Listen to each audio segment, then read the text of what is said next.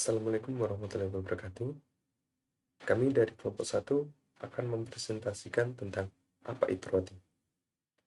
Oke, sebelum kita mulai, perkenalkan nama saya Nugroho Wisma Nurbanto dan kedua teman saya yaitu Petrus Leon Mardika Hermawan dan Yodi Pratama SB. Oke, mari kita mulai. Apa sih routing itu? Routing adalah suatu proses membuat jalur alamat jaringan satu dengan alamat jaringan yang lain dengan menggunakan router. Nah, router itu sendiri merupakan perangkat yang digunakan untuk menghubungkan dua buah jaringan yang berbeda dengan cara mengarahkan router dari masing-masing jaringan. Oke, selanjutnya dalam router, data-data dari device yang terhubung ke internet dikirim dalam bentuk datagram, yaitu paket data yang didefinisikan oleh IP. Dengan kata lain, router merupakan device yang melakukan fungsi meneruskan datagram pada IP pada lapisan jaringan. Sedangkan routing merupakan proses di mana sesuatu dibawa dari satu lokasi ke lokasi lainnya. Oke, routing itu dibagi menjadi dua kategori, yaitu static routing dan dynamic routing. Oke, untuk static routing dan dynamic routing akan dijelaskan kepada teman saya selanjutnya.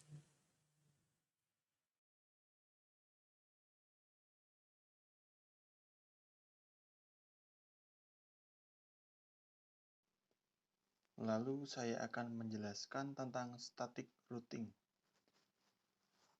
Dalam static routing, rute-rute jaringan dimasukkan secara manual pada routing table oleh administrator jaringan.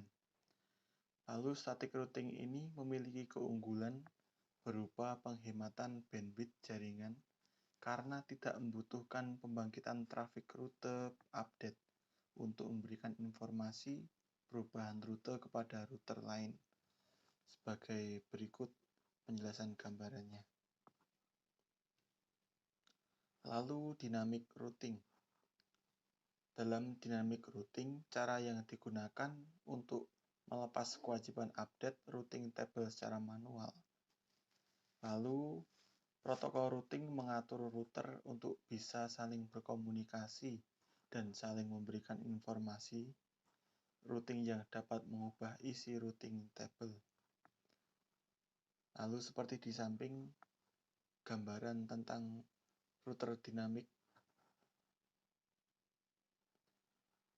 Lalu protokol routing. Yang pertama, Internet Protocol Routing atau IRP yang dijadikan standar di internet sampai saat ini adalah Routing Information atau RIP dan Open Source Path First atau OSPF. Lalu selain kedua protokol tersebut masih ada jenis protokol lainnya. Salah satu yang cukup banyak digunakan di internet dan bersifat proprietary adalah Internet Gateway Routing Protocol atau IGRP dari Cisco System yang kemudian dikembangkan menjadi Extended IGRP.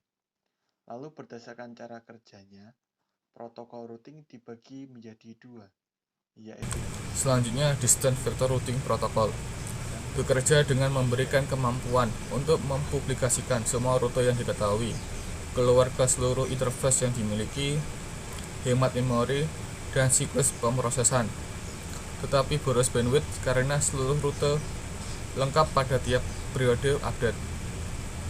Yang termasuk dalam kategori ini adalah RIP dan IGRP.